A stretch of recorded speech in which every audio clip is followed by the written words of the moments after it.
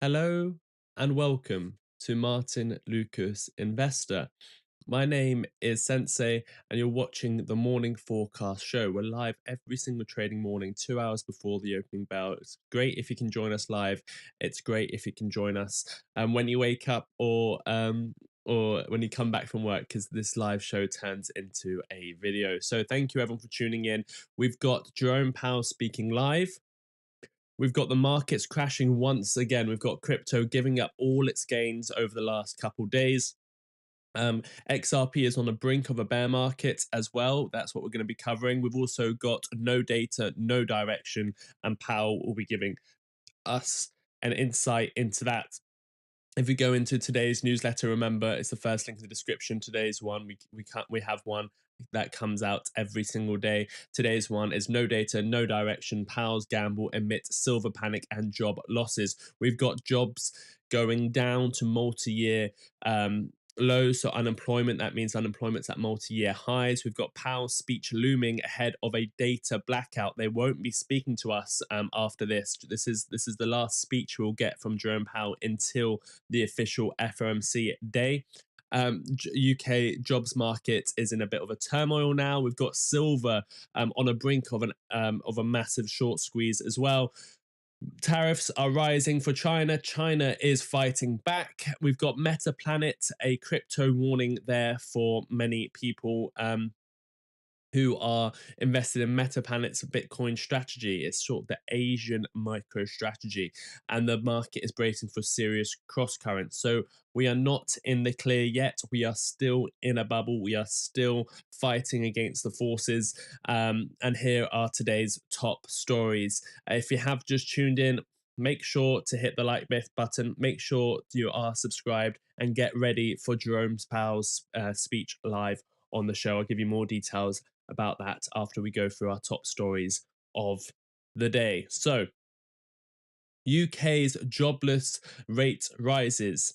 Unemployment hits 4.8%. Wage growth slows, signaling softening labour markets and rate cut potential. That's the data released early morning here in the UK. We got unemployment hitting 4.8%. This is multi-year highs. This is worse than Rachel Reeves envisaged when she did her tax rises for businesses, and it's affecting the working the working people now.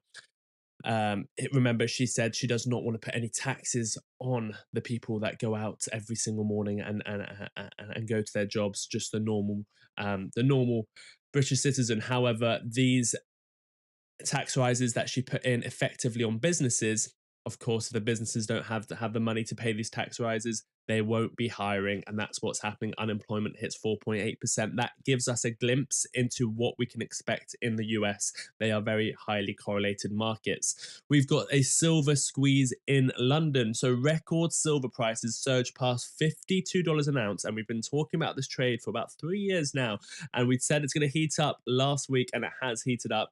Record silver prices. This is the all-time highs of 1918, 2011. We've hit $50 twice, and now we've broken past it to $52. But there's something strange going on in London, and we'll explain that as we go on in this live stream. The vault has shortages, and it triggers panic buying and market dislocation. We've got silver being flown in from all corners of the world to London, and we'll be covering that story later in the show. We've got China-US trade war escalating. This has also caused the market to come down a little bit more today. If you look at the crypto markets, if you look at to the right of the screen over here, you can see this is my watch list for cryptocurrencies. You can see we're ranging from down 14% to down, Bitcoin's down the least, which is down 3.12%, coming back to its lows of that crash on Friday on Bitcoin. So it does look like, as I said, yesterday I told you what normally happens after these big corrections is you get a little rally up, and then you start testing those lows again, at least on Bitcoin. Altcoins were hit much harder because of the liquidations. So if we start coming back to those lows, it will be much more pain on the altcoins. But on Bitcoin, it was very much expected. You'll sort of expect to come back down to these lows of the Friday crash, and that's what's happening. Now, the question is, do we bounce, go higher, or do we break to new lows? Well, we'll be covering that later in today's show. Going back to our top stories of today. If you have just tuned in, make sure you are hitting the like button, make sure you are subscribed, make sure you have that bell icon on, because we'll be covering Jerome Powell speaking later today. I'll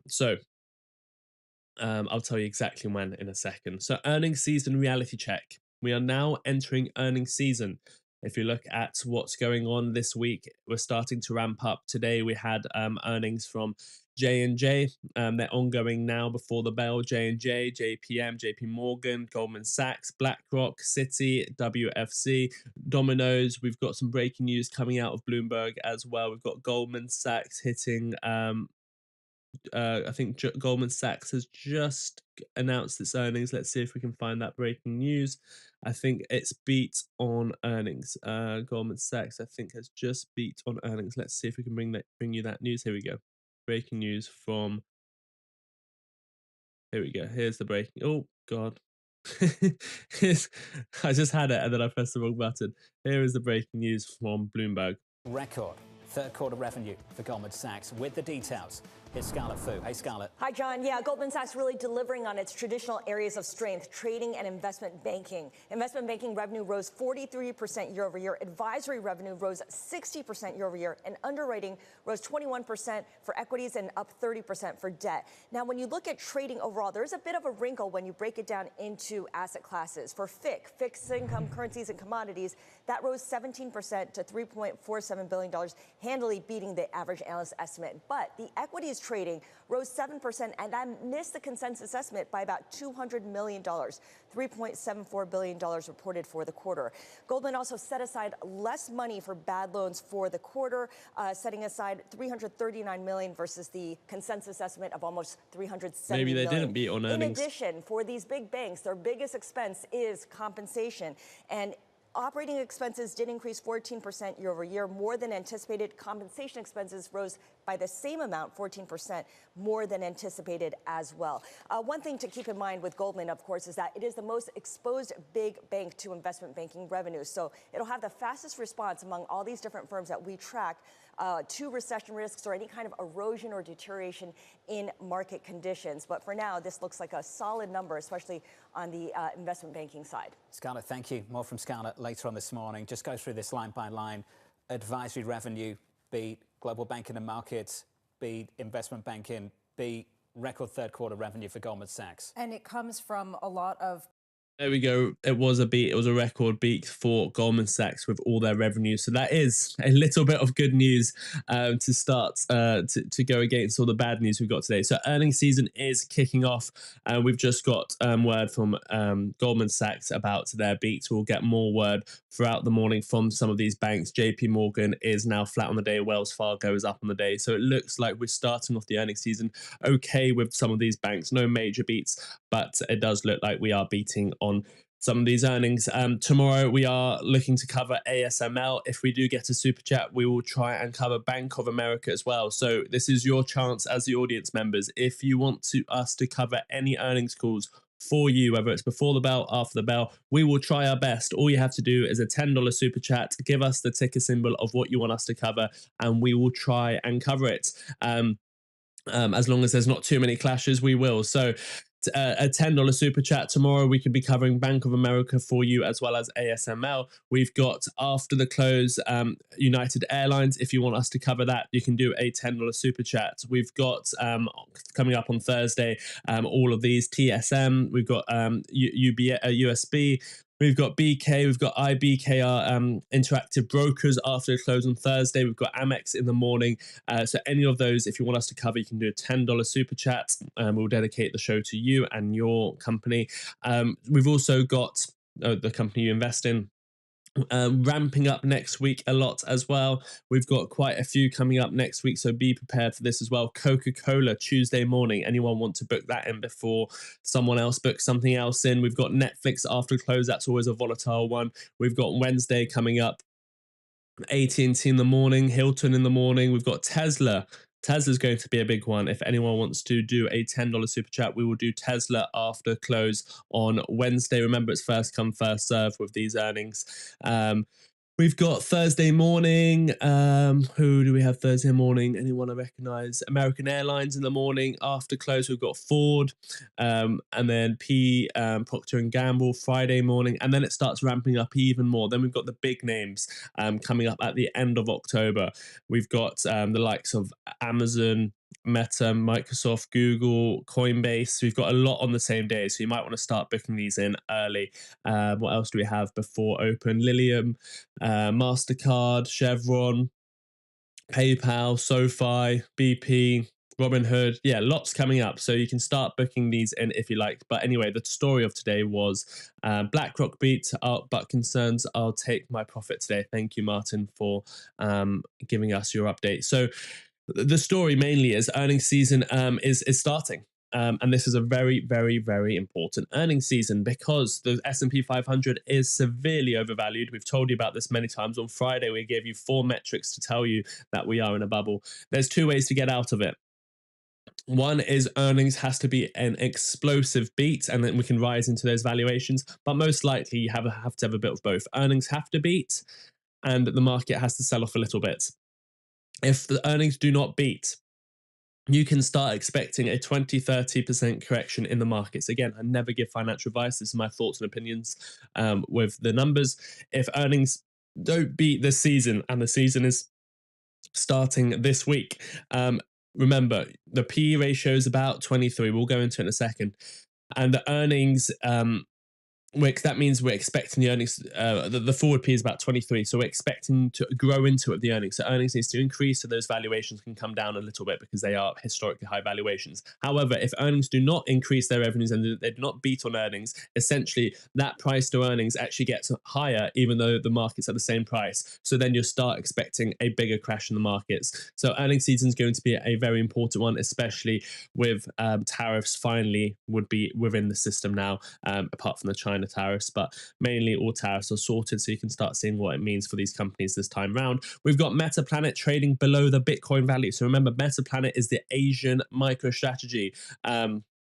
And now it's actually trading below how much Bitcoin they hold. So MetaPlanet trades below BTC value. Market doubts crypto equity model as Japan's MicroStrategy dips beneath its net Bitcoin holdings. Does that mean it's a buy 100%? You're buying below the books? Well, I'll explain that to you in a second. It's not as simple as that. Powell is now going to speak as well. So we're expecting Powell's speech in a data void. With data silence, the government shutdown means we're not getting any data. Markets hang on Powell's words to gauge Fed's next policy step. This is going to be one of the most important Powell speeches we've got, and it's probably going to be the last one we get until the actual FOMC report. So this is what the markets are going to go off for the next couple of weeks. Whatever Jerome Powell says now, this is what the markets are going to go off for the next couple of weeks. So we're expecting Jerome Powell to speak later today. So I'll bring you that news and exactly when that's happening throughout today's show. So again, thank you everyone for tuning in. Make sure you are hitting the like button. Make sure you are subscribed. Let's go into a bit deeper into today's stories. Let's start with the breaking news out of the UK. This morning we got a major data release from the UK, and it's going to affect global markets. I think it gives us a little gauge into where the US is going. They are very highly correlated markets, the UK and the US. So US jobless rates hits 3-year high as wage growth cools. So what I'm actually going to do is make each of these stories into a video, but I want to give you a heads up on what's to come as well. We're going to be doing a major deep dive ahead of Jerome Powell speaking. So inside Jerome Powell's dilemma, no data, divided Fed, nervous markets. We've got Jerome Powell taking the stage today at the National Association for Business Economics meeting in Philadelphia. He inherits a uniquely fraught backdrop. We've got the government shut down, the FOMC meeting. We've actually got a 97% chance of a rate cut at the end of October, and then going into another rate cut in December. So the markets are pricing in 2 rate cuts for the next 2 meetings to end the year with a 2 out of 2 rate cuts. So let me go into the first story, and then we'll come finally on to Jerome Powell and the speech. Let me start with this story here. Each of these will be going out as their separate videos. So let me start it over here. Is this live? I'm sorry for asking. Yeah, it's definitely live. God's truth. Let me just quickly touch on some of these comments and then we'll come back. If you haven't already, how many people do we have watching? We've got 452. Thank you for everyone tuning in and giving up your morning. Hopefully I'll bring to you some very important information.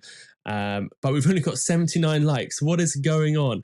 What is going on this morning? We should have 225 likes. Please do just take 1 second to hit that like button. It only takes a second. It's free. Please do hit the like button. Let's see if we can get that up to 225. Let me quickly go through some of these questions. Hello, Jamie. Who do you think the market will be, red or green today? We can run a poll. Will the market be red or green? Green or red day? Let's have a poll for you. You are a member. Green or red day? Let's everyone participate in the poll. Green or red day?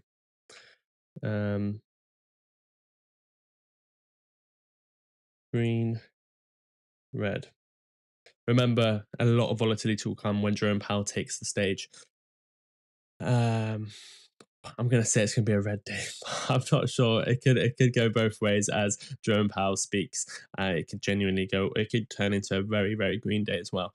If Jerome Powell gives us indication of rate cut, confirms 3 or 4 rate cuts in a row. Carlisle, do you have an update on that mug of mine? I'm trying to.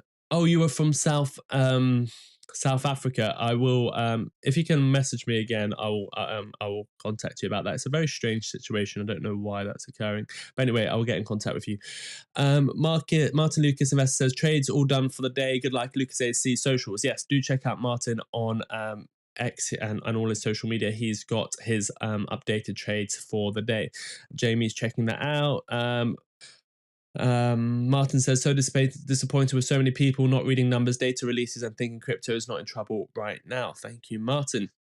Jamie says, oh, and I can't buy VU in the UK. It seems to be Vanguard. Is that similar? VUAG, I don't know if, is that the Vanguard S&P index in the UK? Someone can let you know, Jamie Reese. I don't know it off the top of my head. Human Beings is here. Sick Boy says, people do their own thing, Martyn. Some just holds, some hold and hope, some sell at the right time or wrong time. Everyone can be right or wrong. It is what it is. Yes, Money Making Mitch, 4:30 a.m. I made it. Money Making Mitch is 4:30 a.m. and he's here in the show. There we go.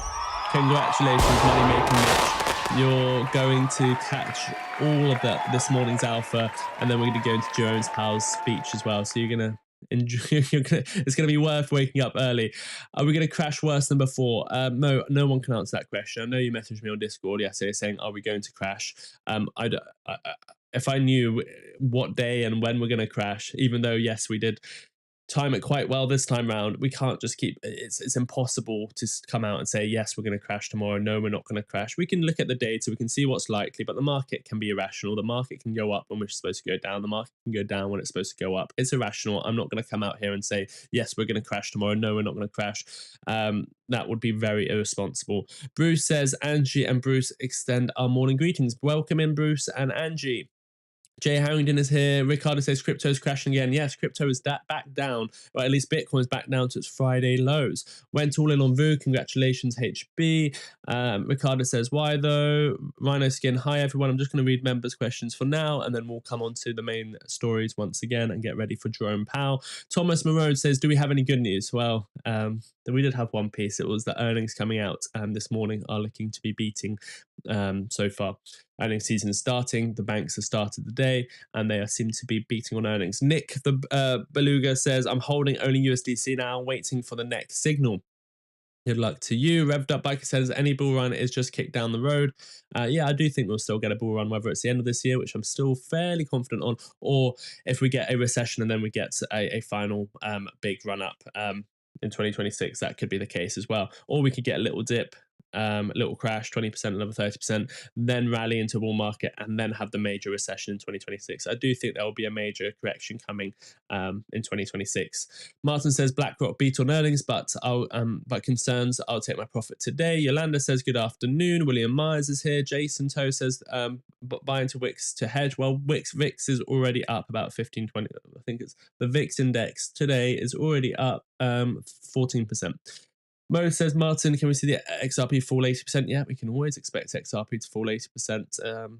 I've always said, be prepared for an 80% crash in a bear market. Thorsten says, I hear you, Martyn, but I have no choice if I don't want to sell at a big loss. Zeppo says no thanks, Martyn. Mo says he had his crashes. He was right with his crashes. Yes, he was. Jerry says a little fake dance of a drop in prices because earnings come in lower than expected compared to valuation is a farce. Jerry Mandu says we know it's all overvalued. It is all overvalued. Mo Ghostwriter says, out of all the YouTubers I watched, Martyn was the only one calling for a crash, which seemed to be not real, but his words were right. There we go. Yes, Martyn was right. Steve says, do you think XRP will hit all-time highs this year? I think it will, yes. Mo says, I'm waiting for $1 XRP. You might be waiting for the bear market, or you might never get it, or you might get it next week. That's the question we cannot answer. We don't know. But you need to be prepared for all those scenarios. As I've always said with the investments in XRP, be prepared for the upside, be prepared for $5, $10, $15, be prepared to go sideways, and be prepared for 90, 80% drops. If you're prepared for all of those situations, and if you've got plans for all of those situations, you will come out on top. If you're not prepared for them, you will panic, you will FOMO, you'll panic sell, and it'll be terrible. Jerry says, crash is inevitable. It's so dumb. I want to eat my own brain because I don't need it, obviously. Mo says to buy. Revved Up Biker says, we're going to come on to, I just want to go through all the comments before we go into each and every story. Yes, it is live. I'm waiting for $1. Where were we? A client to the company I work for has just gone into liquidation today. I'm sorry to hear that. Yes, it is live. We are live right now. Adam says, morning geezer. Hello. Nick the Beluga says, I press like already. Yep, if you haven't hit the like button, we should have 250 likes right now. Sensei, go do your channel. Martyn is so bad. No, I'm very happy where I am. Mr. J Official says, what time is Jerome speaking? Jerome, I'll give you all of that information in a second. I don't have it in front of me, but I will get onto it. Matt says red. Jay Harrington says red. Red day today. We've got 59% of people saying red day. Sometimes if the more people say red day, it's actually going to be the opposite. So we'll see. Jay Harrington says red. Jerry says I'm in metals green. Yeah, metals are green today. I'm talking general market. What are we expecting? Nick the Blue. I'm not asking if you're going to be in the green or red. Congratulations for being in metals. Gold is now up 0.5%, and silver is now at all-time highs. Feeling smug, says Jerry. Yeah, we love it, don't we? Here in the commodities market, in the metals market. Goes true. I'm just going to go to members' comments for a second. Jerry says probably getting my butt handed to me. Money Making Mitch says glad I sold yesterday. Jerry says probably going to feel reality at some point. I'm ready for a market crash, says Ray. Chicago's finest says Jerome equals red. Jerome could equal green. Remember what happened at what was the event? The last one he did. Not the one we saw a couple of days ago. It was the one we saw, Jackson Hole speech. That sent the market into the second leg of the bull run. So if we get some comments like that again, we can go extremely overvalued. Gerald 111 says, no, I think there'll be no bull market coming, too many bear events. Good afternoon, Sensei. Hello, Karen. Vaz is here. Welcome in, Vaz. Just dipping in and out quickly. Nice to see you, Vaz. Martyn says, I'm listening to some of the words in the chat and it worries me. The lack of knowledge some have and the blind faith in a coin that you don't fully understand. Those are plows are playing you and laughing. Thank you, Martyn. Are you investing in Litecoin? I think I've got some Litecoin, yes. Is Apple buying Bitcoin and Litecoin today? Absolutely not. No, they won't be doing that. David Hansey says, then we will see Martyn. They will see Martyn. Okay, here we go. 50% cash position. Yeah, I prefer to be in gold because that's sort of my insurance cash position. We go into a recession, I'll take that gold and buy into the markets. Anyway, let's go into our top stories. Let's get ready for Jerome Powell. If you have just tuned in, make sure you are hitting the like button. Make sure you have subscribed. Make sure, let's see if we can get 250 likes. Just a recap of today's top stories very quickly before we go into each and every one of them. The UK jobless rate rises. We've got unemployment at record at multi-year highs, 4.8%. We've got a silver squeeze in London. I'll tell you more about that in a second. We've got China-US trade wars escalating. China is retaliating. We've got earnings season starting. Banks have already started reporting this morning and they are beating on earnings. MetaPlanet, the Asian MicroStrategy, the Bitcoin treasury company, is now trading below their Bitcoin value. So does that mean it's an easy buy? Well, we'll go into that as well. And then we're waiting for Powell to speak on its last speech before it goes into a data silence. Remember, they go a bit silent 2 weeks before the FOMC meeting. They don't want to give anything away. And this should be his last speech before that, so this will be an important one. This is what the market's going to go off for the next 2 weeks before we get the FOMC and the official decision. So all of that to come in today's live show. This is all, remember, if you want to go already and look at all those stories that we have here, it is our very own newsletter. Remember, every single morning, if you are a real investor, you want to understand the news without all the ads, without all the biased news. You want to just have it clearly in your inbox or on the app. You can listen to it, you can read it at any time during the day. It comes out every morning, 2.5 hours before the opening bell. Plenty of time to read it, digest it, see what's going on. You can go see the previous ones. You can engage in one-on-one chats with me. You can engage with the community. You can see the charts of the day. You can see the economic calendar. You can see the deep dives.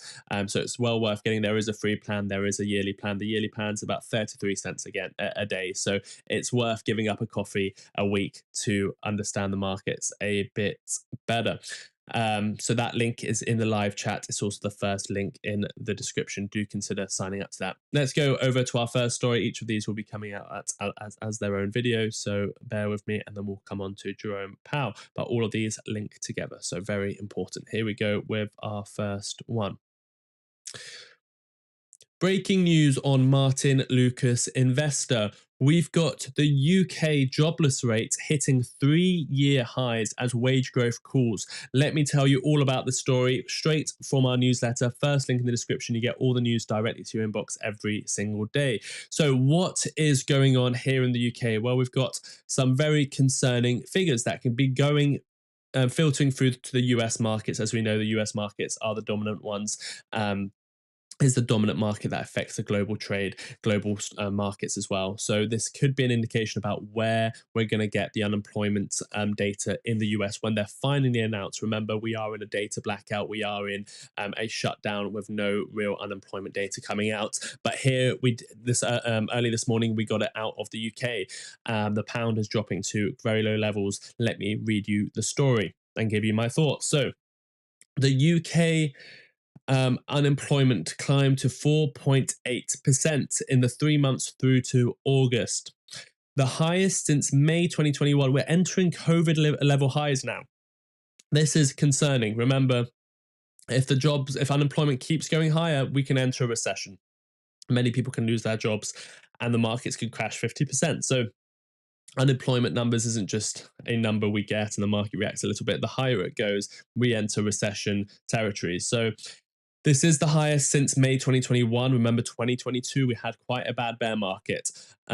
So this 4.8% is underscoring a gradual but clear softening in Britain's labour market. According to the Office for National Statistics, that's where the data comes from. Private sector wage growth eased to 4.4% from 5.1% in the prior period, its slowest pace in nearly 2 years, suggesting that pay pressures that once drove inflation are now losing steam as hiring demand cools. Remember, what's going on mainly is less so companies firing people. Some companies are going bankrupt and people are losing their jobs that way. But most likely what's going on in the hiring market right now is what people are keeping their jobs, but as soon as someone leaves, they're not replacing people. If someone gets fired, they're not replacing people. If someone leaves, which is most likely the case, rather than big layoffs going on at the moment, there isn't massive layoffs going on at the moment. It's more that companies are not hiring. People are not hiring. And if there is layoffs, these people can't find jobs. And we've just seen the highest unemployment figure for about, not the highest ever, but very high unemployment figures for young people here in the UK. Remember, Jerome Powell from the US, and it affects the UK as well. If you've got high unemployment figures, they start to cut rates. It's normally a little bit bullish for the market because rate cuts come. Quantitative easing can come. That can send you into a bull market. However, if this 4.8% starts going to 4.9%, 5%, 5.5%, 6%, then we enter recession territory. And the rate cuts are emergency rate cuts. And that's not bullish for the market. So there's a very, very fine line. So let's continue with the article. The ONS Sorry, where were we? Its slowest pace in nearly 2 years, suggesting pay pressures that once drove inflation are now losing steam as hiring demand cools. Though ONS also noted that vacancies have fallen for the 22nd consecutive month, while redundancies edged higher, consistent with economies still adjusting to restrictive monetary policy and sluggish output growth. September's payroll data showed a 10,000 drop in employment, though historical revisions indicate total job loss of just 127,000 since October of 2023, a smaller hit than initially estimated. The economic inactivity rate held steady at 21%, the lowest since before the pandemic, as more people returned to work and firms took advantage of larger available labour pool. Combined with cooling wages, this signals a potential turning point in the UK's post-inflation recovery narrative. Analysts note similar dynamics are unfolding in the United States, where recent data showed slowing job creation and moderating pay growth, suggesting both economies could be on a scrutinised path towards softer labour markets and eventual monetary easing. Rising unemployment and decelerating wage growth strengthens the case for a Bank of England rate cut. We are now expecting more rate cuts from Bank of England based off this data, potentially aligning with the Federal Reserve's own easing cycle if global disinflation continues. This all relies on a steady path down towards 2% inflation. Investors should watch upcoming CPI prints and Bank of England commentary for signals of policy shift. A synchronized slowdown across major economies could reshape yield expectations and rekindle appetite for rate-sensitive asset growth like stocks and real estate. Upon this data, I'm pretty sure we saw the pound start coming down as well. Yeah, the pound is now coming down against the US dollar. It's now down 0.5% today. So unemployment going up steadily is good for the markets if the rate cuts come with it, but if they start going up too fast, we could be entering a recession. So we're keeping a close eye on that. And remember, this is important for the US as well, because we are in a US shutdown at the moment, and that shutdown is preventing any of these unemployment or of these official government unemployment figures or inflation figures coming out. We can look to the UK to see what is coming out the UK, and in the UK we are rising unemployment, so that we normally do correlate between the US and the UK, so that could be what's underlying and what's going on in the US. Remember, just because there's a shutdown doesn't mean that there is no data. The data is out somewhere, and it's probably showing that in the US also we are having unemployment heading up. There will be 2 videos up here for you to have a look at. One will be Jerome Powell's speech live, his final speech, and another one for you to have a look at. But until next time, make sure you sign up to the newsletter. There will be a link for it as well over here. But until next time, take care of yourselves and each other. Okay, so that's our first news story of the day. We're going to come one by one until we get to Jerome Powell and his live speech. This one's going to be a very interesting one. Silver squeeze deepens and London market squeeze up. So we're going to come on to silver prices. Before we do that, let me go into your comments. I want to interact with you guys while we're going through all these stories coming up to Jerome Powell's speech. Let me just go to where we were. You choose your fate. Newsletter is really good. I normally read it after your show. Thank you so much, Sick Boy Customs. Thank you for your support. Chris says it's all a potato thing. Doesn't really matter where you invest. Underlying currency is still the same. Martyn says, what you talk about, you should have fear. I think that's to someone in the chat, not to me. Ricardo says, can you do a live trade, Sensei? Can you do a live trade? Can I do a live trade? I believe not. I am thinking about doing a live portfolio challenge as well. I'm here using one of the UK's, just refresh that. One of the UK's exchanges. Are we still live? Just lost. Oh yeah, we are still live. Perfect. I thought I just lost the stream. I'm thinking about doing a live stock portfolio for the channel. We'll see about that. So maybe soon. That could be in time for season 5. Algo partnered with Google. Thank you for that. Martyn says, respect and understand the markets and your actions. It's not weak to have fear. It's stupid not to. Well done, Rachel Reeves. Yes, there we go. Revved up biker. Labour crashing the UK economy. Yep. The blockchain for data. Panic so I can buy cheaper. Good morning, good people of the earth. I don't panic. I fear from others. Eli ET, thank you. Chris says, I'm fearful for years. The whole system is inherently broken. Doesn't really matter what you buy, except from gold, perhaps. Still, government can confiscate your gold and make it illegal. Yes, Songs for Space says, I literally watch the market all day, every day, miss the crash Friday golfing. Oh my God, I'm so sorry, Songs for Space. Have the limit order set up. I'm sorry, I don't mean to laugh, but we've all done stupid things in the market. We just have to learn from our mistakes. Revd is just so unlucky, isn't it? You look at the market every day, and the one time you need to, you're not there. Revd Up Biker says those employment figures are a lagging signal. I've seen things slow down for the past few years. One of our clients going bust is another proof of this. Yeah, I'm sure they are. So it is getting worse. Songs to Space says, could have made infinite money in 2 hours Friday, but of course I missed it. Eat a crap sandwich every day I do. Songs for Space, it's going to be okay. I mean, it's, if you just learn from our mistakes, and the one thing I've learned about the markets, there's always opportunity. Jamie Ree says, not all fear is bad. Fear that paralyzes you into bad action. Inaction is bad. Just reading some members' comments as we speak. I'm surprised the pound didn't slum on Starmer's embarrassment yesterday. That was an awful video. Has everyone seen this? Let me see if I can pull up this video. Oh my God. How embarrassing was this for the UK and Keir Starmer? Let me show you this. I just want to... Let me see if we can find this. Where's United Kingdom? No, let me show you. Where is it? There we go. Let me show you this from yesterday. This was a bit of an embarrassment for the UK. United Kingdom. Where's United Kingdom? Where's our friend? Where? Come here. Is everything going good? Very good. That's very nice of you here. These people all came in like 20-minute notice, and I think it's fantastic. And we have so many others, and just so many others. And United Kingdom. Where's United Kingdom? He just turns his back on him and look at Keir's face. Come here. Is everything going good? Very good. That's very nice of you here.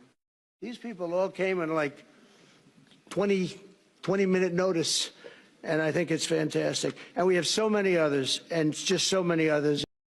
Oh God, Keir Starmer strikes again. There we go. There we go. Embarrassing the UK on a I don't know. I mean, it wasn't. I don't know what to say about it. It's not great, is it? Downtober, yep. Uptober's turned into Downtober. We've still got some time. Let's see what happens. Starmer yesterday was the funniest thing ever. He's such an embarrassment to the UK people. I mean, yeah, we just seen that, haven't we? Live crypto portfolio will be much better. Mo, crypto's like very risky. Like everyone knows what I'm invested in, 80% XRP, and then just a bit of the rest, and then goes up, it goes up. We go into bear market, I buy more. Stocks are like, at least they're safer investments. They should be a larger part of people's portfolios. Livestock portfolio would be interesting to see. Thank you, Jamie. 1220 ET. Yep. Scrap silver now over £1. It was 63p this time last year from India. Greetings from India. Starmer was lucky to be on the stage. Nobody likes Keir, says Jerry. Are you going to be back? Yep, we'll be covering Powell's speech live on this show, on this channel. Yeah. Irrelevance of Starmer. Trump doesn't know who he is. High unemployment is good for stocks because it increases transfer rate. I think the markets, yeah, but not if we suddenly increase. If unemployment jumps suddenly, there will be emergency rate cuts and we'll go into a recession. That's not going to be good. If we gently go up in unemployment, we come down on inflation, then that's the perfect storm for some quantitative easing and rate cuts, and then that will be a good storm. But it's very hard to get that balance. So anyway, what to expect on ASML earnings tomorrow, Sensei? Is that the one you requested for? Let me just check. Yeah, you did. You requested. I have no idea. I don't even know what the company is. It's a semiconductor company, I believe. I don't know. I will cover it live and we'll do some analysis beforehand. But we'll see. When does Powell speak? So Powell will be speaking later in today's show. We've got it all set up as an event. I'll tell you exactly how you can access it after we do our next top story of the day. all of these stories do correlate. So you want to understand the premise of what we're going into to Jerome Powell, not just watch Jerome Powell and watch the markets crash or pump. You need to sort of understand the underlying mechanics of the market. So let me do this video and then I'll give you all the timings and exactly how to participate in Jerome Powell's event. Again, one of the biggest events since Jackson Hole's speech took the markets to the next leg of the bull market. This is Jerome Powell speaking amidst a data shutdown from the government shutdown, no data. So it'll be interesting what he says, and it's going to be the last time he speaks until the FOMC meeting, because they go into their own little data shutdown as well, because they don't speak to press or do speeches 2 weeks into the FOMC. So all of that coming up. I'll give you all of that information after we do the next video, which is on the silver squeeze that happened this morning. A very, very interesting story here from the UK, and that affects the global market. So let's start with this one. Breaking news on Martyn Lucas Investor. We've got a very interesting silver story, potentially a silver short squeeze here in the markets, and that is unfolding. We've got planes full of silver flying into the UK. I'll tell you exactly why. Is there going to be a short squeeze? Is there going to be silver going to $100 an ounce? That is all possible. And let me tell you the story that unfolded here in the UK just a day ago. So the silver squeeze deepens as London's market seizes up. I'm going to give you the full chart analysis on silver as well within this video. It's going to be a very short one, so do make sure you watch to the end. But these stories, 5 top stories, the deep dives, the charts, the economic calendar, everything you need to know every single morning is from our own newsletter. So this is taken from our newsletter. It's the first link in the description. Do make sure you are signing up to the newsletter. There is a free plan and a premium plan. The link gives you a 1-week free trial. So what has happened and why is it so interesting? Silver prices have rocketed past $52 an ounce, hitting a record, and a violent short squeeze grips the London Bullion Market Association. Remember, the London market for commodities and metals is the largest in the world. So physical inventories in London's vaults have collapsed to their lowest levels in over a decade. There is literally a run on silver and physical metals.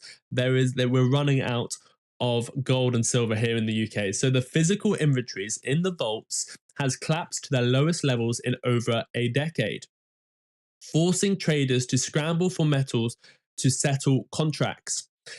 According to the Financial Times, some dealers have been flying silver bars in from the US and Switzerland to meet delivery obligations, as local supply runs dry and vault operations warn of delayed settlements. The stress has pushed lease rates to the stress has pushed lease rates, the cost of borrowed silver, to over 30% annualized, the highest since data began. This is a massive, massive deal.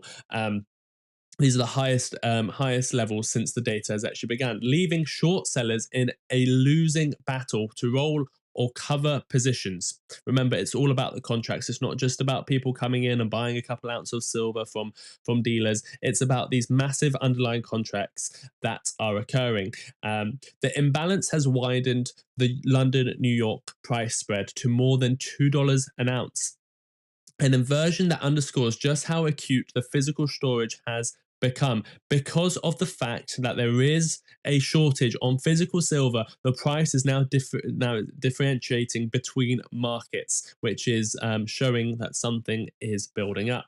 So what are we talking about short squeeze wise? Well, I'm going to tell you about the chart in a second and where I think silver can be going, the path to $100 as well as looking quickly at gold's price as well. But let's continue with this article before we go to the chart. So what began as a localized squeeze has now spilled into global markets. ETF inflows have surged, industrial users are stockpiling metal, and speculators are rushing to close leverage short positions before borrowing costs spiral further. The cost of borrowing to put a short position on silver is skyrocketing. People are now closing their short positions because they can't take it anymore. The ETF inflows for silver are increasing. They have to put that silver to the side. Industrial users, whether it's for solar panels, whether it's for electric vehicles, they are buying their silver now because the prices are going up. And also speculators, retail investors, they're now going long on silver. They're closing their short positions and they're buying ounces of silver at a sort of a remarkable rate now. Market makers in London, normally the hub of overcounting settlement for silver, are struggling to locate deliverable bars. They cannot find where to start these contracts because they don't have the supply, raising fears of settlement failures or forced cash closeouts if the situation worsens. Analysts say the squeeze has entered a feedback loop. The dwindling supply fuels panic buying. Remember, if people now start thinking, wait, we're running out of supply, there's a supply shock, everyone starts buying it. Remember, it's just market sentiment, isn't it? It's just the psychology of investing. Remember what happened with the toilet papers during COVID? There was plenty of toilet paper to go around, but as soon as people started seeing that toilet paper was running out on specific shops around the world, everyone started stockpiling toilet paper because they thought it was running out. So now that the news and the press is coming out with stories, which is true, that the supplies are coming down, more people are going to go out and buy silver and try and fill their contracts and try and buy for their industrial purposes. And that's going to cause a bigger supply shock. So we are in sort of a feedback loop. So there's dwindling supplies that's fueling panic buying. People are FOMOing in now, which tightens supply even further.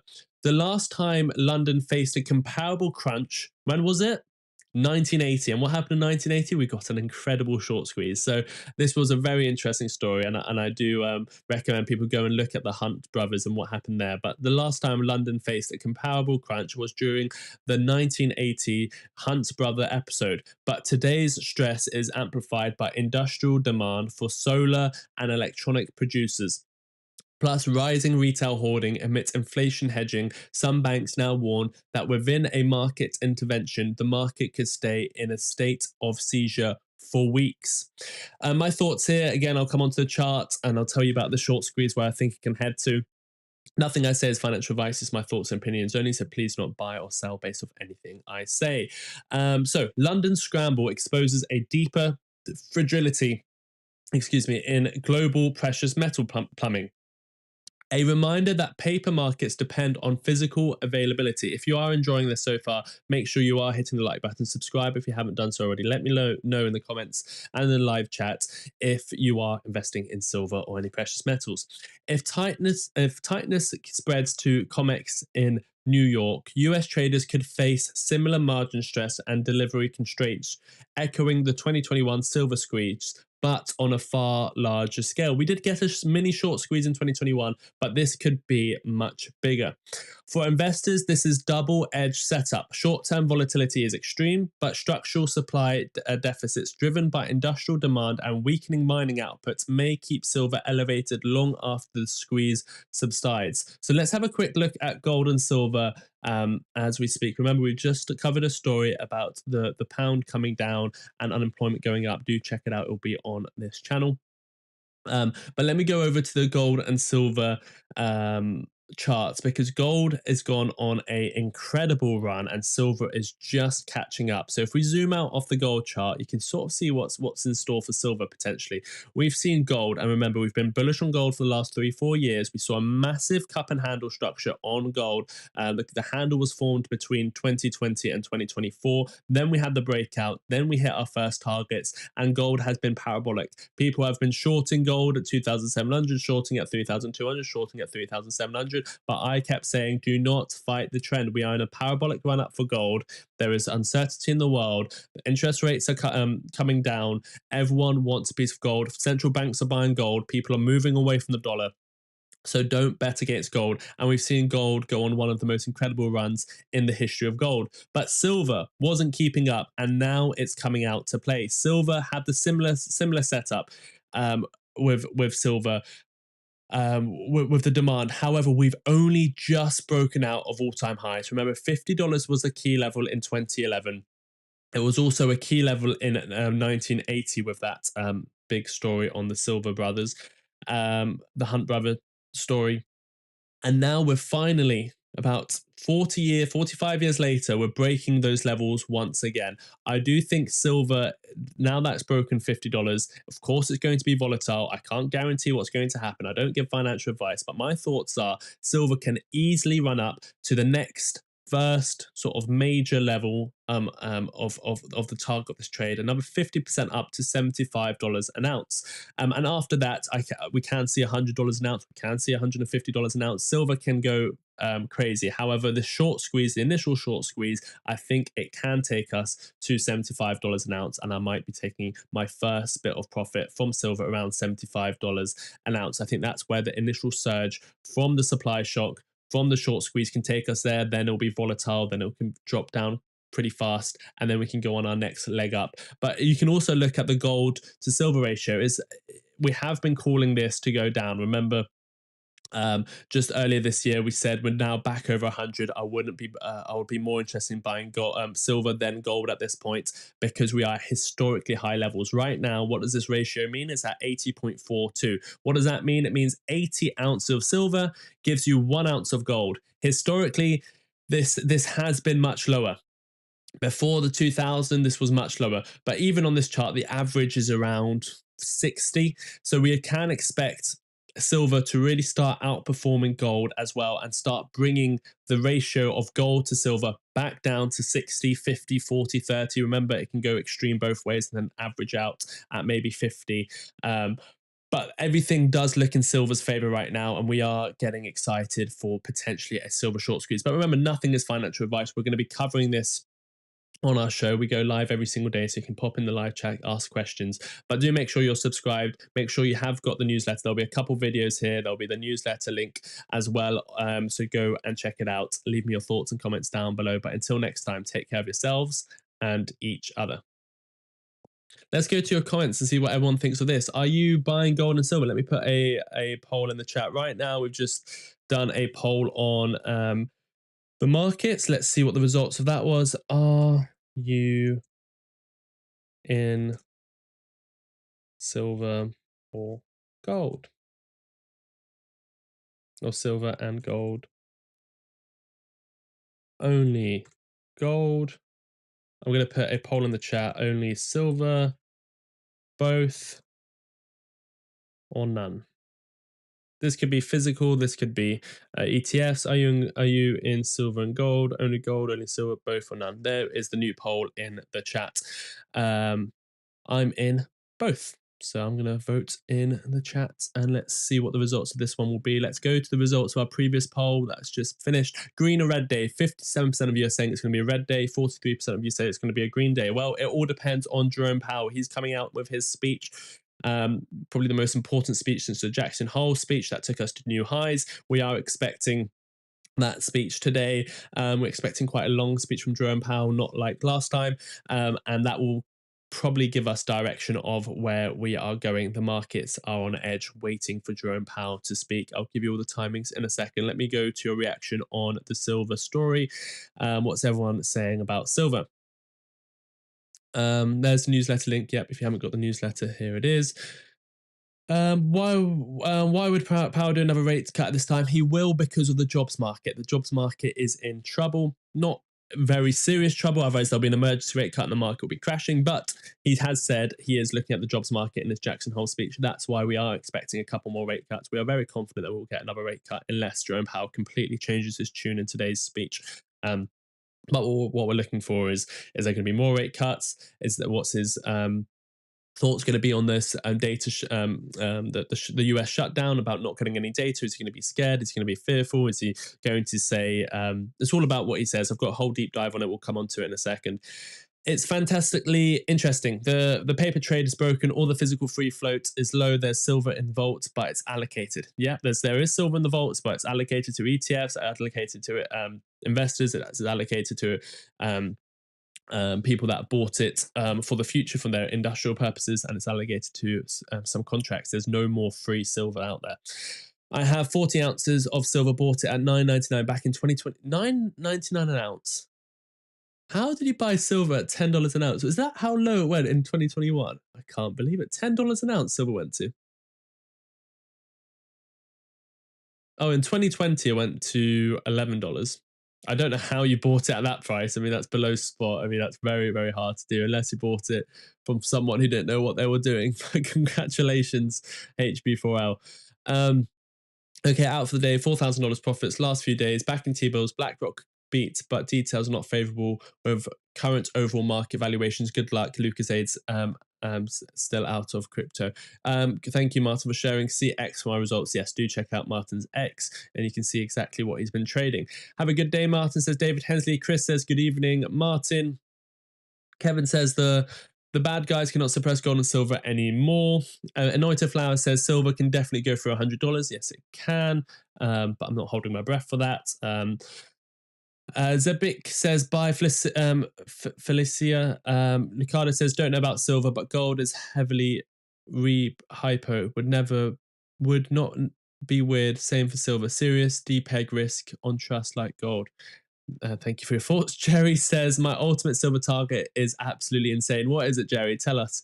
Guy says, only half of the American people, I wish to apologize for Prime Minister Starmer. On behalf of the American people, I wish to apologize for Prime Minister Starmer and the UK for my president, who is simply clueless. Thank you, Guy. Jerry, everyone's entitled to their opinions. We don't pick sides. Jerry says, $300 plus incoming. Wow. Yeah, I mean, people are calling for $10,000 gold. I mean, if gold's going to go to $10,000, there's surely going to be a massive squeeze on silver, and that could take it to $300 plus. I mean, I don't want to start saying my crazy predictions. Old says, what is the best ETF for silver? You can do some research. I think BlackRock's ETF, I think it's iShares Silver Trust, something like that. It's always make sure they're buying the underlying silver. If you're buying ETF, it's not like a contract situation. It's not like a leverage position. Do some research. AI can help you. Go and look at Grok or ChatGPT and talk to it. Jerry says it's a perfect storm. Lucio says, how is gold? Gold is still elevated. It has come down, but it's still very elevated. Sick Boy Custom says platinum has gone up 70% in the last 6 months after doing nothing for years. Platinum has gone up yeah. Platinum has been sort of underperforming the market. Still is. Jerry says, thank you, David Hensley, for all the links. Pascal says, small hedge, 3x silver long. Jerry says, structural deficit is more than just a shortage. David Hensley says, if you want to take your trading knowledge next level, let me just make sure that's running. I think it is. So if you want to take your trading knowledge next level to the next level, just stay up to date on the stock market itself. Then you have to go and check out Sensei's newsletter. Thank you very much. Chris says silver has been looming for a long time. India has been buying a lot for their new solar panel plant. I guess there's extra dimensions to the green scam. The green scam, I love it. David Hensley says, I'm telling you right now, there's not another professional newsletter out there than Sensei's. I know because I've subscribed to 3 or 4 major newsletters. Thank you so much, David Hensley, for your kind words. Diwali Precious Metals. Martyn says, at these valuations, you can't own the S&P 500. You trade it very quickly on earnings. Songs for Space says, crypto pulling on back. I get to get a frack at it. Where are we? We are here. Revved Up Biker. When things go risk on, all that liquidity in gold will run it to risk on assets. Lovely jubbly.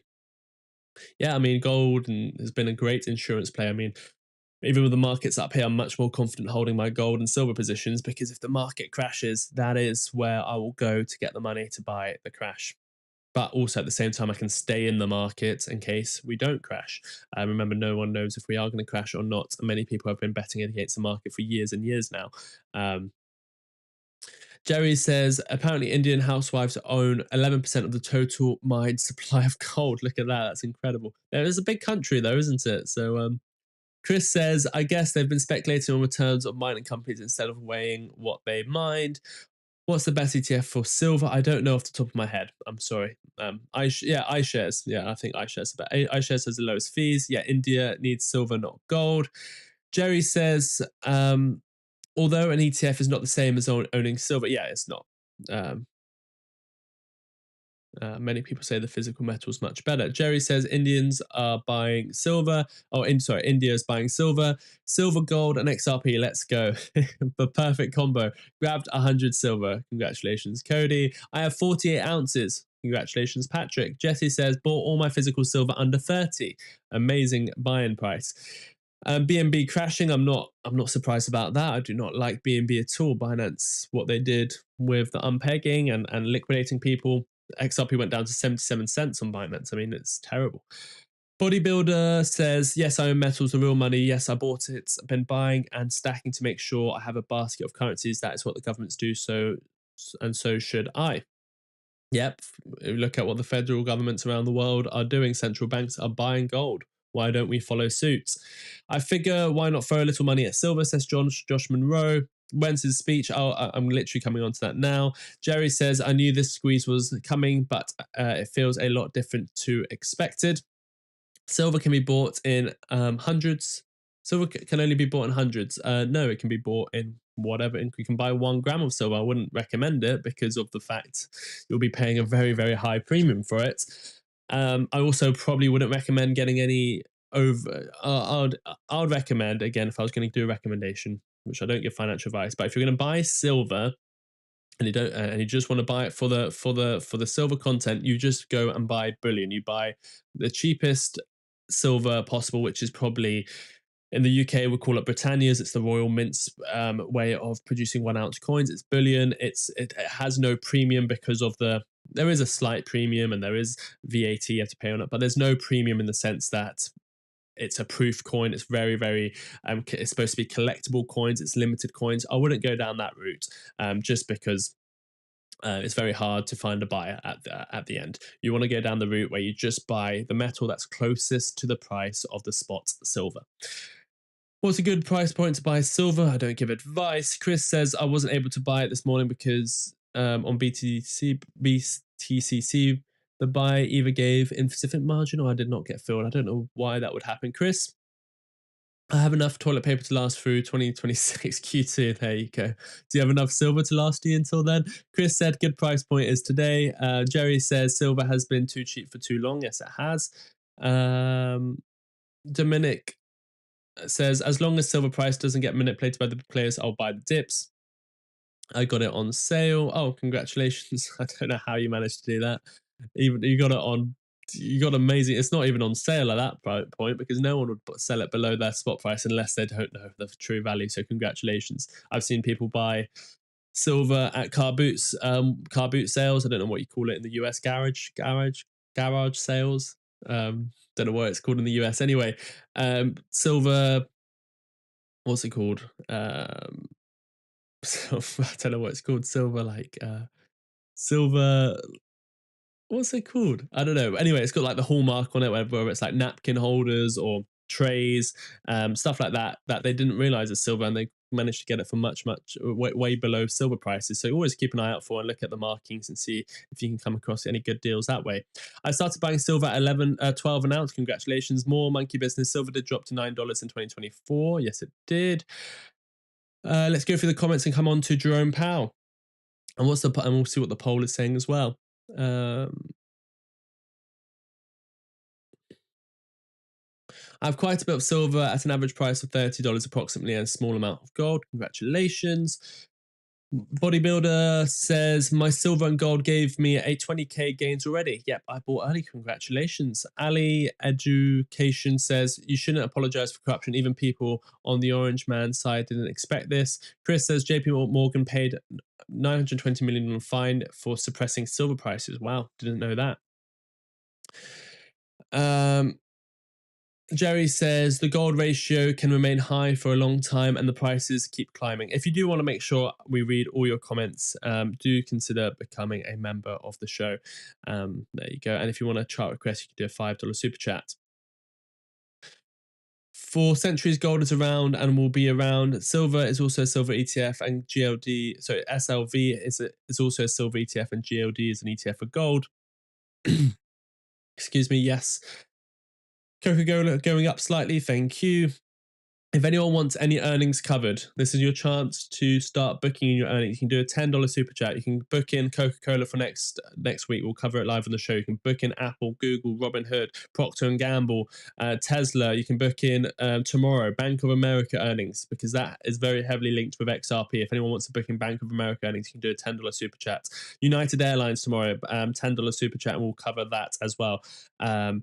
We'll cover it just for you, dedicate the video to you. Interactive Brokers on Thursday, after hours, Amex on Friday, pre-market. Start booking them in early as well, because if there's too many on a day, we can't do them all. So start looking at the earnings calendars, start looking at your investments, and remember, earnings call is a great way to understand your company a bit more. So for $10, we can analyze that whole earnings call for you. So you can start booking them in now. Sensei, your thoughts on crypto? I haven't seen that one. The guy who caused a crash has been identified. CZ named him too. Chris, I haven't seen any news of that. See, Hank says gold expected to hit 5,000 by December. Your thoughts? 5,000 by December. Where are we at now? I mean, I keep forgetting because it keeps going up and up. 5,000 by December? No, I don't think we'll. 5,000 by December?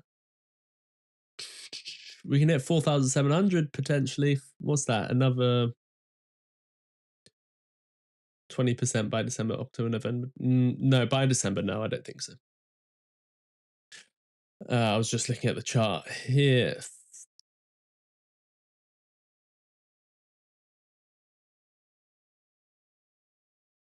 Where were we? The gold and silver ratio can remain high for a long time and the prices keep climbing up. For centuries, gold is around and will be around. Yes, I agree. BlackRock is buying PSLV, even though they own SLV. Coca-Cola is going up slightly. There's no capital gains tax on Britannia coins. That is correct. That's these coins, legal tender, are a great way to be exposed. In the UK, HB4L, I think it was buy 20 ounces of silver for the price. That rounded up to $9.99 an ounce, so I jumped on the buy. Yeah, congratulations. Kevin says, don't buy graded coins unless they are 50 years old. Waste of money here. What's a cool way of doing it is if you go into these stores and then you look at what they have for around spot price. For example, in the UK, you can go and places will be selling sovereigns. So that's the best way, in my opinion, to buy gold as a sovereign.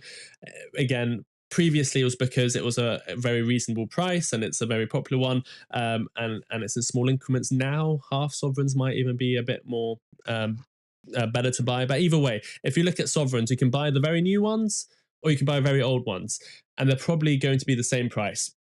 So if I'm going into a shop and I want to buy a sovereign, I'll be looking at all the sovereigns they have, and they're probably all going to be the same price unless they're proofed ones. I don't look at them. All of the bullion sovereigns I'll have a look at, and you can probably find some from 1820, 1815, and they will be the same price as 2025 ones. So I'll normally go for the oldest ones I can find, and then it's still the same price. That's one way to try and get best of both worlds. I wouldn't be looking at proof ones, the ones that are double the price, or the ones that are limited mintage. It's just very hard to find a buy at the end of the day, and you're not really investing in for the gold value. You're investing for the limited value or all of what some collectors look for, but it's very hard to get it right.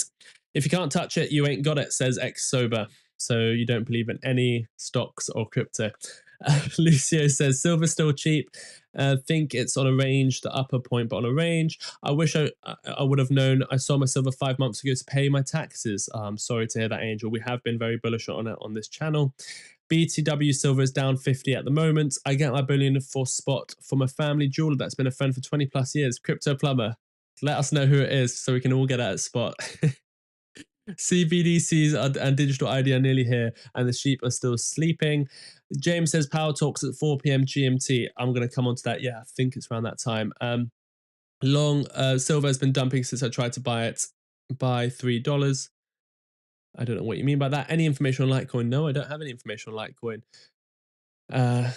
Just invest into Pokemon. I wouldn't do that either. Okay, so let's come on to Jerome Powell and what's going on with the markets. Let me just check here. Just going to come on to Jerome Powell now. Oops, let me just do that.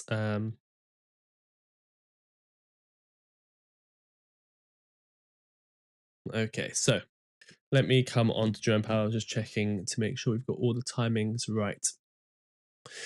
We do have a few more stories, but I want to let everyone know about the Jerome Powell story as well. Okay. So this is all in our newsletter. We've got a deep dive on Jerome Powell. We'll come on to this shortly.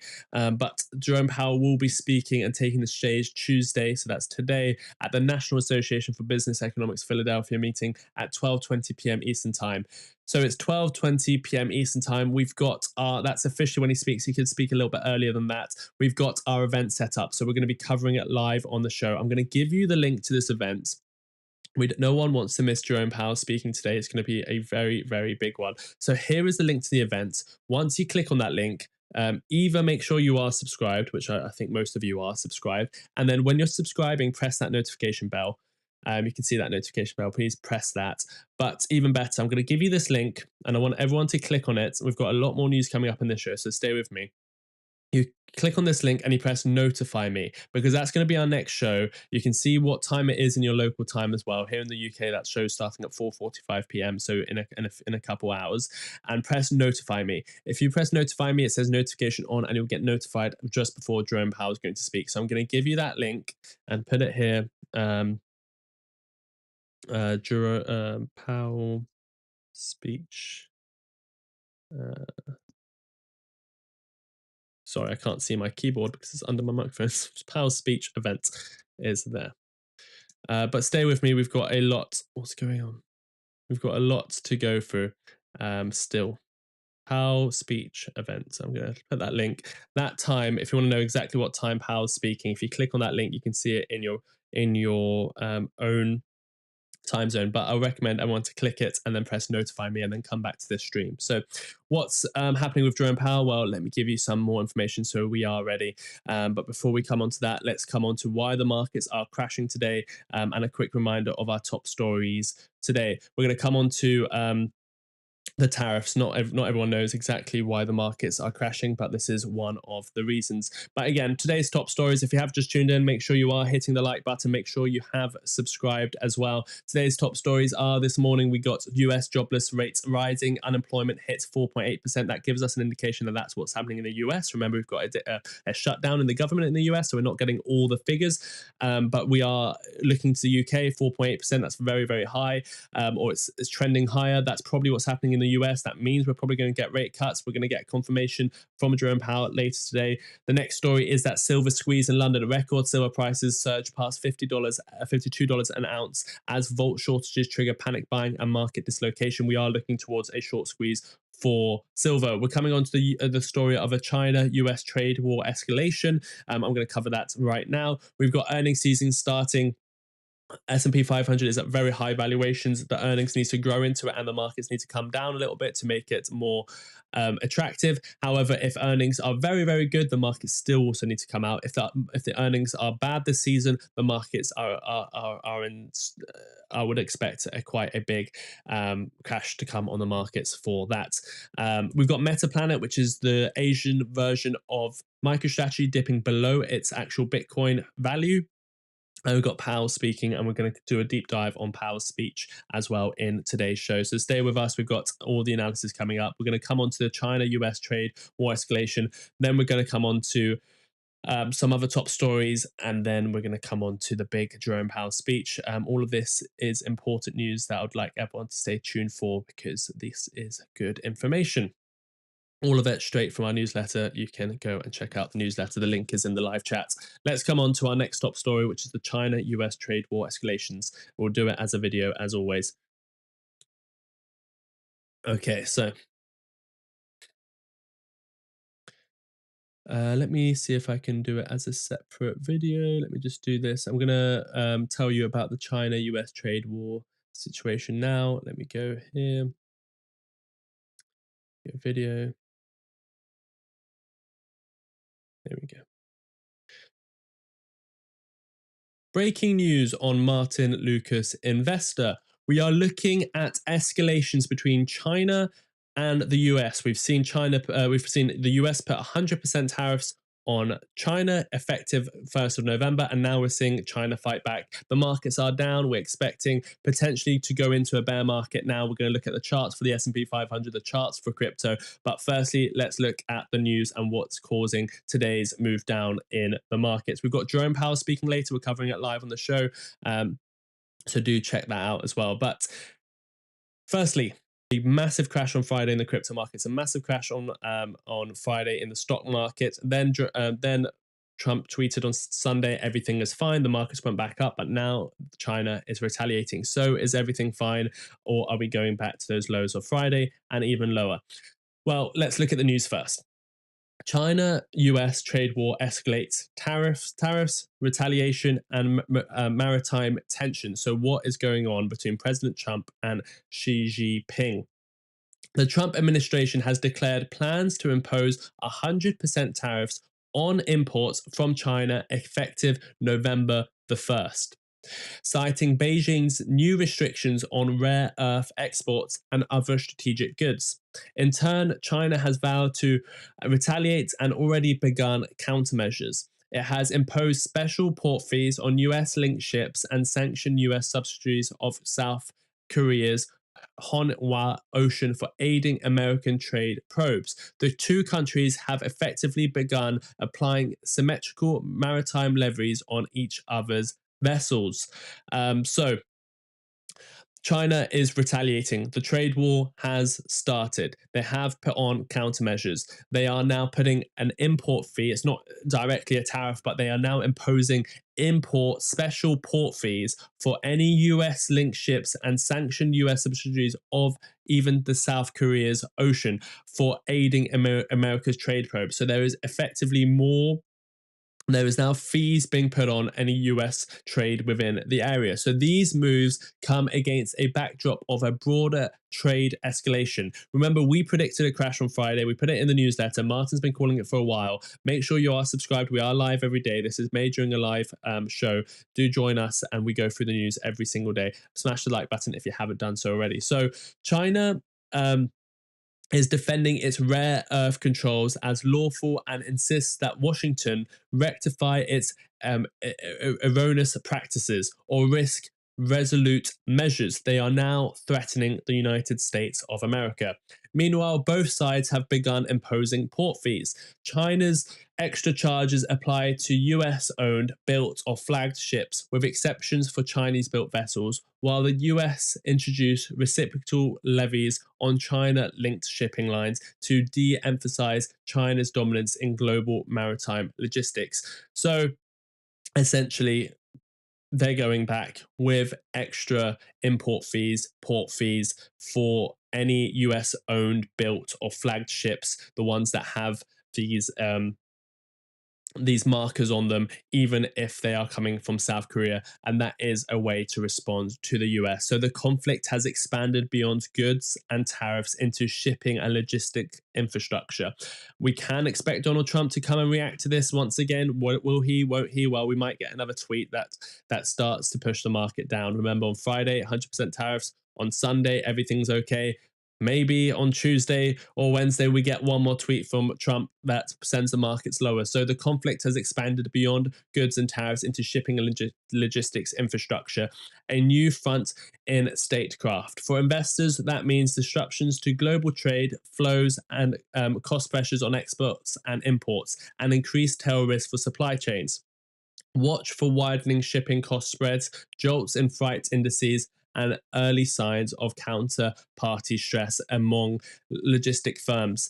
If the US and China stay on path, the trade war could broaden into a structural alignment of global maritime power and industrial flows. So let's have a quick look at the market and how the market's reacting. Firstly, if we start with the crypto market, we are down quite heavily on the crypto market. If you look at Bitcoin, we are, depending on what exchange you look at Bitcoin on, we are now approaching the lows of Friday. By the time you're watching this video, we might even be lower, but we are approaching the lows that we put in after that big correction. Let me get rid of that, to the downside on Friday after the initial tweet.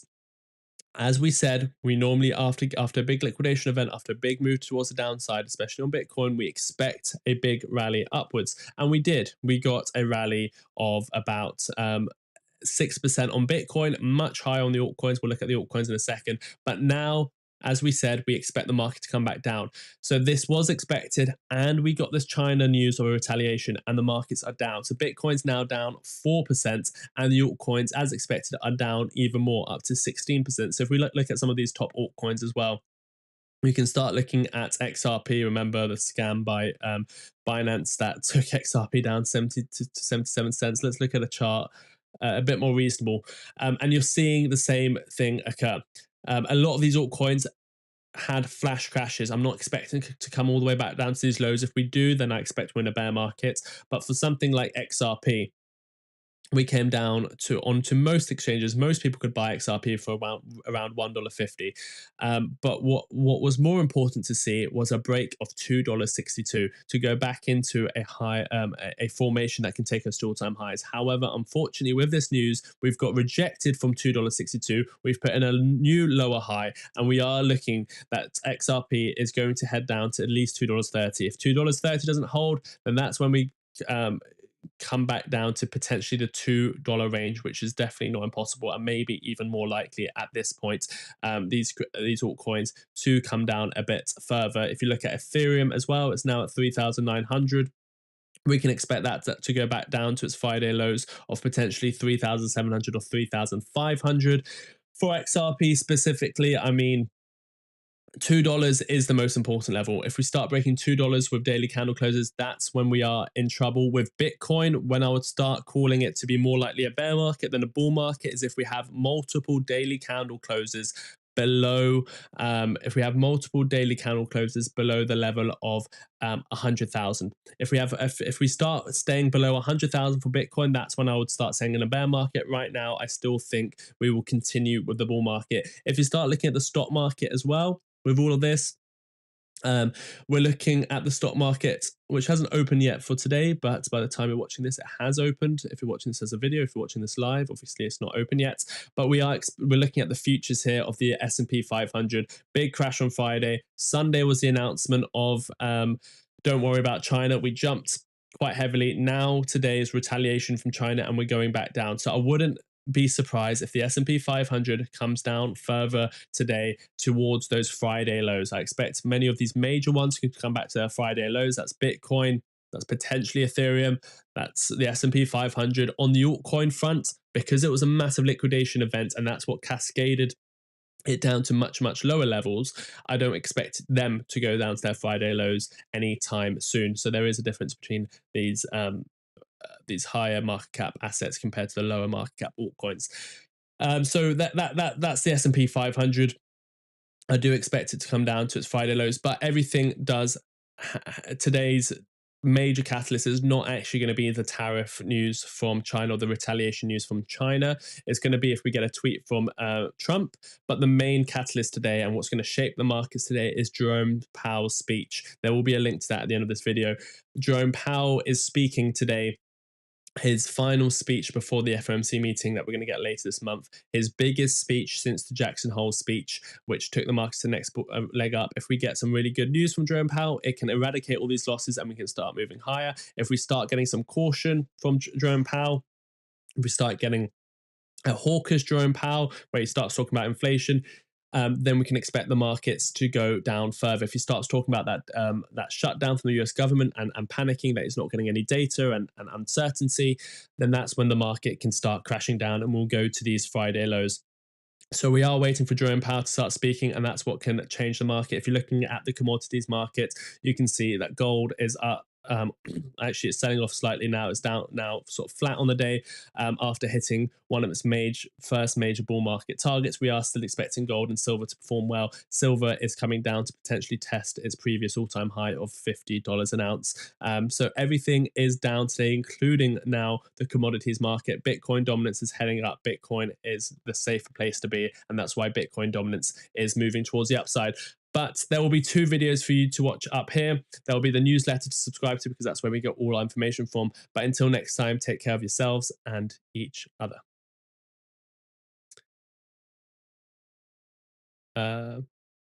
Take care of yourselves and each other. Sorry, I don't know what went on there. I think I cut off the last part. Anyway, let's go on to our next story. We're coming on to Jerome Powell as well. If you have just tuned in, Make sure you are hitting the like button. Make sure you are subscribed. Get ready for the next event, which is the Jerome Powell speech event. If you click on that link, you can press the notify me button. So if you click the link that's pinned, you can press this button and then go over here and press notify me so you are ready. Go and hit the like button on that one next. I don't know what's happening in the chat. Let me go through some of your comments and then we'll come on to the next story, which is, what's our next story? It's about Meta Planet. Oh, earnings season is kicking off as well. So let me tell you about the earnings season as well. And then we're coming on to Meta Planet and Jerome Powell. So let me go through your comments. Oh, we got someone gifting memberships. 1978 Buckley, thank you so much. You've gifted 5 memberships. Make sure you are subscribed and hit the like button so you can claim those memberships when they are gifted. But make sure you thank Buckley for that. Thank you for supporting the show.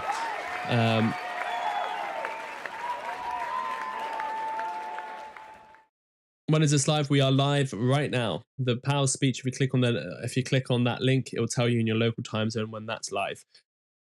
True FOMO sucks, but what if the company keeps going up?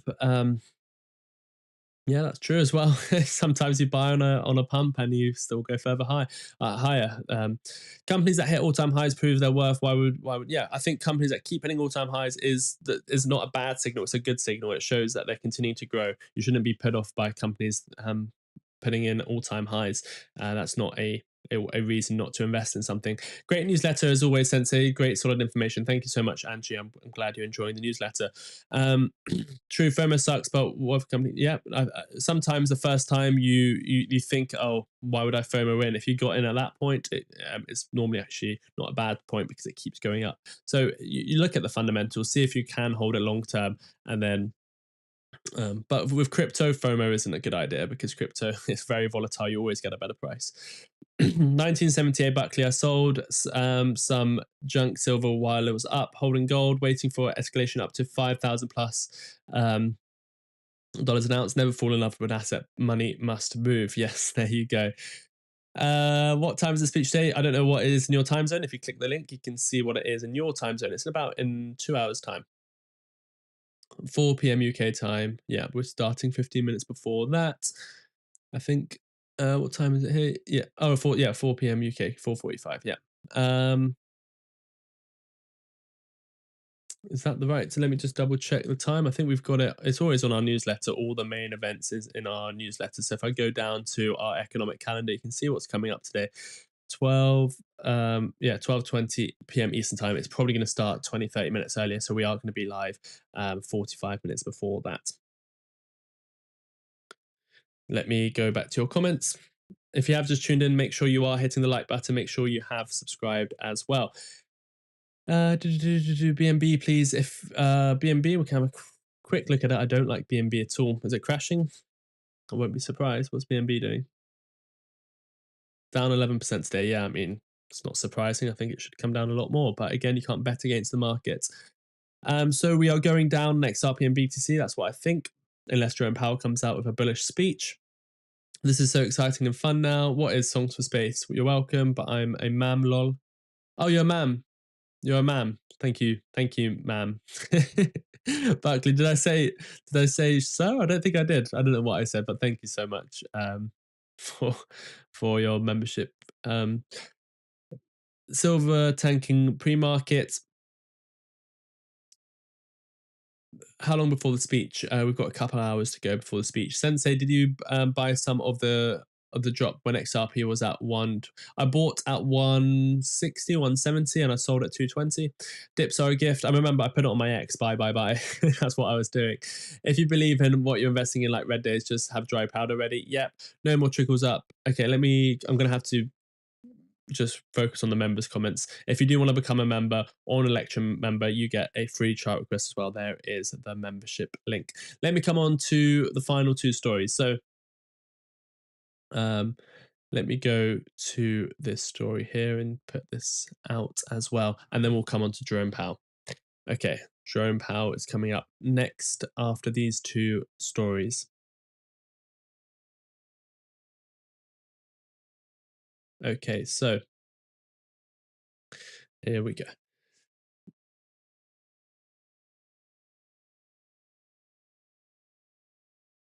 Breaking news on Martyn Lucas in... Oh, there we go, sorry. Breaking news on Martyn Lucas Investor. We are looking at earnings season now starting, a very, very important earnings season. Plus, we're looking at Metaplanet, whose now's valuation, remember Metaplanet is the MicroStrategy of Asia, is now falling below its Bitcoin holding. So what does that mean? Is it an easy buy or not? Well, again, nothing I say is financial advice. It's my thoughts and opinions only, but we are going to be looking into it and looking at what it means. Let's start off with Metaplanet story. Remember, this is all from our newsletter. First link in the description as well. Metaplanet's market value falls below its Bitcoin holdings. Is it a bargain or is it a warning sign? Well, here we go. Japan's Metaplanet Incorporated, often dubbed Asia's MicroStrategy, now trades at an enterprise value below the value of its Bitcoin holdings, a rare inversion that raises tough questions about investor confidence in crypto treasury business models. We have been seeing a lot of these Bitcoin treasury models companies starting to lose their premium, and this is another one. I do expect MicroStrategy to lose any of the premium it has left as well. So it's now trading at an enterprise value below the value of its Bitcoin holdings, which is, some would say, a bit crazy. I mean, if it lost all its premium, but now it's trading below its premium of the Bitcoin it's holding. You might think that's an easy buy, but let me explain a bit further. So it's a rare inversion that raises tough questions about investor confidence in crypto treasury business models. The firm owns more than 30,000 Bitcoin, worth roughly 3.4 million, but its stock has fallen over 70% since mid-June, pulling its market to a NAV ratio of to 0.99, meaning the market now values the entire company at less than Bitcoin it holds. Shareholders recently approved a plan to issue preferred shares to fund additional Bitcoin purchases, but that dilution risk and concerns over stability appear to have overshadowed the bullish optics of accumulation. At first glance, trading below net Bitcoin value might look like a no-brainer buy, a chance to acquire Bitcoin exposure at a discount. That's what maybe initially you think. If it's below the value of how much Bitcoin they hold, it's a no-brainer, but there is a reason it's below it. So the valuation gap is actually reflecting something else. It reflects a deeper investor caution. Markets are pricing in. There's plenty of risks. It's not as simple as holding Bitcoin. The markets are now pricing in governance risk, what the company does. Dilution from future share issuance. They are issuing more shares. Is that going to dilute the company more and more? And also the possibility that Metaplanet's business structure introducing costs or constraints that direct Bitcoin ownership doesn't. So you might be paying extra to hold this company compared to just holding the Bitcoin yourself, and you're taking on extra risks. You're taking on the company risk. You're taking on risks of dilution. You're taking on risks of what the management would do. You're taking on risks of the jurisdiction that Metaplanet is in. So unlike holding Bitcoin outright, owning Metaplanet stock exposes investors to management execution, funding costs, Japanese regulatory treatment of crypto assets, and potential liquidation barriers. Similar patterns have been seen before. MicroStrategy has periodically traded below its implied Bitcoin NAV during risk-off phases, only to recover when sentiment towards Bitcoin and corporate treasuries improve. We have seen MicroStrategy below its MNAV, which is below its NAV, net asset value of how much Bitcoin it actually holds, but we've seen it above it. It normally fluctuates between the two depending on what sentiment is in the market. So Metaplanet's discount highlights the market shift from narrative to balance sheet realism. From contrarian investors is tempting, buying shares worth less than the asset they represent. But discounts like this often signal liquidity, governance, or confidence risk, not just opportunity. If Bitcoin stabilizes and Metaplanet reigns in dilution, the discount could narrow sharply. Until then, it serves as a reminder.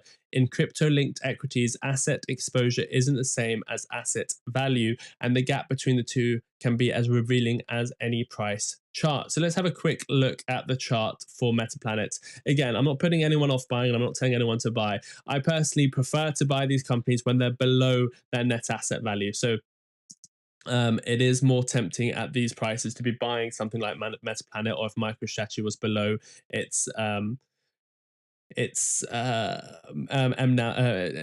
asset value, I would be more likely to buy at those prices compared to prices where it's above its premium. So Metaplanet is now back towards its. I just want to make sure we are looking at the right Metaplanet. Yep, I think this is OTC at the moment. Yep, so it has just been falling ever since May of 2025. It is coming into more levels that I'm more likely to be interested in buying. $3.33, and I'll be looking to buy at $2.22 as well. So it's much more interesting. It is looking quite tempting to be purchasing some Metaplanet at these levels as well. Much more so than buying at $12, $5, $9. Now it's at $3.45. If you look at MicroStrategy as well, that has been falling as well. MSTR, I can't see my keyboard. MSTR, there we go. MSTR is now at 315. It's below its target. I do think MicroStrategy will come lower. I'll be more interested to buy it at around $230 as well. It has just gone rejected. It hasn't managed to break out, so we'll remove that. It did not break out. Remember, we're looking for potentially a breakout, but that never actually happened. We never got back above $358. We actually got rejected for $358. So I do think MicroStrategy will be coming down lower as well. But in terms of the general market as well, we are expecting earnings season to kick off. We are looking at many earnings to start coming. This will tell us a lot about the general market as a whole. We are now starting to see very important earnings come up today. This morning we got a lot of banks this morning, and J&J, we got JP Morgan, Goldman Sachs, BlackRock, Citi, all sort of beating on earnings. Tomorrow we are now asking members that you can do earnings requests. You can do a $10 super chat and you can start booking in your earnings. So if anyone wants United Airlines tomorrow, you can do a $10 super chat. If anyone wants Interactive Brokers on after hours on Thursday, you can do a $10 super chat, or any of the other ones. If you want Bank of America tomorrow, to see if there's any relationship with XRP, or if they talk about stable coins again, you can do a $10 super chat. Next week, we've got Coca-Cola. Open it. It's first come, first serve. So Coca-Cola is in the morning of Tuesday. We've got after hours Netflix. We've got Tesla on Wednesday. We've got lots of earnings coming up. You can do a $10 super chat to start securing your earnings. And then the week after, we've got Apple, Google, Microsoft, Apple, Coinbase. We've got Robinhood. We've got Visa. We've got MasterCard, Lilium, Shell, SoFi. We've got lots of earnings coming up. So the earnings season is starting. And why is it so important this time around? Well, the S&P 500 is at extreme valuations, forward looking. So what you need to happen to continue in this bull run is you need earnings to really outperform on earnings, so the price to earnings ratio goes down naturally. And you also need the market to come down 10-15%. If earnings do not outperform, the market needs to come down maybe 20, 30, 40% so that it can make more sense, the valuations we're getting in the S&P 500 and the general market. So we are looking for earnings, and we'll be covering it live on the show every day. There'll be 2 videos for you to have a look at, plus a newsletter for you to also subscribe to. It is free. There is a paid plan, but do make sure you check them out. But until next time, take care of yourselves and each other. Okay, that was another video that will come out later today. So let me talk to you about Jerome Powell and just give you the link for that show and get you prepared for how we're going to cover that. So in about 2 hours time, 2.5 hours time, we're going to come back, same channel, same place, to cover Jerome Powell. There is a big dilemma. This is going to be the biggest speech since Jackson Hole. We're going to see if we're going to continue in this bull market and Jerome Powell says something to keep us moving towards the upside, or if he's going to facilitate a crash, because the market is waiting for a crash. And if Jerome Powell says anything too hawkish, we could have a crash on our hands. So we've got 2 hours until that event.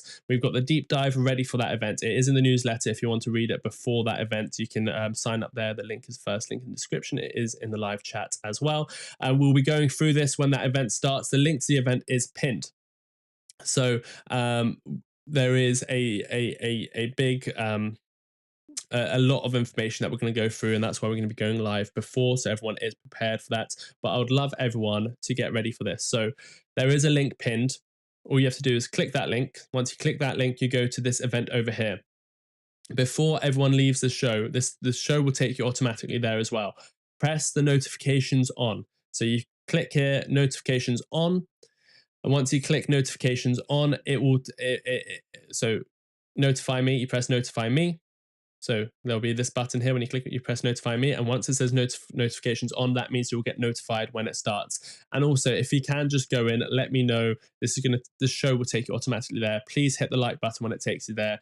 Say something in the live chat so YouTube will recommend it to you when Jerome Powell starts speaking. I don't want anyone left behind and not knowing when Jerome Powell is going to be speaking. We'll be live about 15-20 minutes before he actually starts speaking, so we will have time to answer your questions. We'll have time to go through and I'll tell you all about it. I'll be exploring the deep dive about exactly what to look out for, what he's going to say, but that's starting in a couple hours time. If you click on that link that's pinned right now, I'll give you the link again. I'll tell you what times or at what time we're starting. Put it in your calendar, set an alarm, or the easiest way to do it is press notify me when you click on that link, and you'll get notified by YouTube. It'll tell you the time in your time zone as well. Don't know what that means. Is anyone else having issues giving super chats? Josh Monroe, I don't know. Well, thank you for trying to give it a super chat. It's very kind. Okay. Is anyone else having issues giving super chats? I don't know. I don't think we've got a super chat this live stream. So maybe, I'm not sure. I want to pay down something. So a bit of free money helped. I'm throwing 15 grand. Okay, what we're going to do is go over to that event and get ready. I'm going to go away, put some videos out, keep an eye out for that, and then come join me again on this channel where we'll be going for Jerome Powell's live speech. Is there anything else? Let's just go into Bloomberg quickly, see what they're saying. Dollars in unallocated research funding from the Pentagon. Coast Guard also is going to get paid. That's going to come from diverted funds from the Department of Homeland Security. And then another third pressure point I'll put on your radar that appears to be eased is that the White House confirms it's going to use tariff revenue to fund one of the supplemental nutrition programs for women and children. But all of these things, of course, are facing legal scrutiny, while both sides of the aisle are happy that the administration found solutions. But there are some areas that don't have as easy of solutions, such as small businesses being able to get loans, as well as these disruptions we're seeing across the country in airports. So, Matt, we're going to have to see if this keeps ramping up the pressure. All right, Tyler, thanks very much. Bloomberg's Washington correspondent Tyler Kendall there at the White House. Some breaking data from the International Monetary Fund, the IMF, warning that the global economy is showing signs of strain from sweeping U.S. tariffs and protectionism. The global economy expected to grow by 3.2% this year, up from 3% predicted in July. So that's a gain. In 2026, growth is seen, though, edging down still to more than 3 at 3.1%. In terms of futures this morning, we see them down across the board. S&P futures, after we had a gain in the cash trade yesterday of 1.5%, now down 0.9% as the China concern is raised again. Let's get a look at some of the other movers on our radar today. Moody's downgraded its outlook for Stellantis from negative to stable.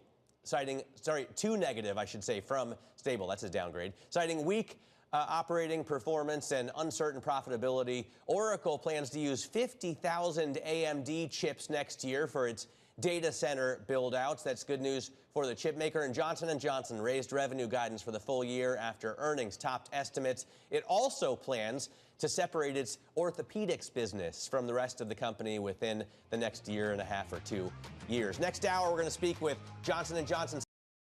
Okay, well, you saw some breaking news there. The IMF is now downgrading next year to global growth because of these tariffs to 3.1. So again, I am expecting a big crash in 2026, but we'll cover that more later as well. If anyone joined our event on Sunday, it's all open to all Electrum members. Do consider becoming an Electrum event a member, so you can join our Electrum events, the trivia nights where we learn more about the markets, where I answer all your questions, and it's a great community every Sunday night. Let me just play you a clip from here as well. This was when we announced the winner of the quiz and they got their merch and others got chart requests. So let me press this. This was at the end of the quiz. Electrum Podium Week 2, number 3, Renee Zanin. Rene is on the podium. Number 2 is loaded, which means number 1. Is it Christopher? Or did he get it wrong? It is Christopher Pennington. He is number 1. Oh my God, look at. And runners up were Thomas and Billy. Look at that. Congratulations. Very, very close. Loaded was 400 behind, and Rene Zanin was also close to loaded. The top 5 was very, very much more important than winning a mug and some chart requests, even though that's great. But when is Martyn starting his shows again? Try again immediately.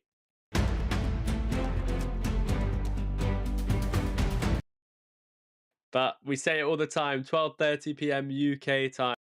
There we go. Just a little glimpse into our Electrum event on Sunday. If you do want to upgrade, there is the link. Thank you everyone for tuning in. I'll be back in a couple hours with Jerome, Powell speaking. This event will take you directly there, so make sure you go there, hit the like button, say something in the chat, make sure you press notify me as well. But until next time, well, I'll be back in a couple hours. Take care of yourselves and each other. Bye-bye.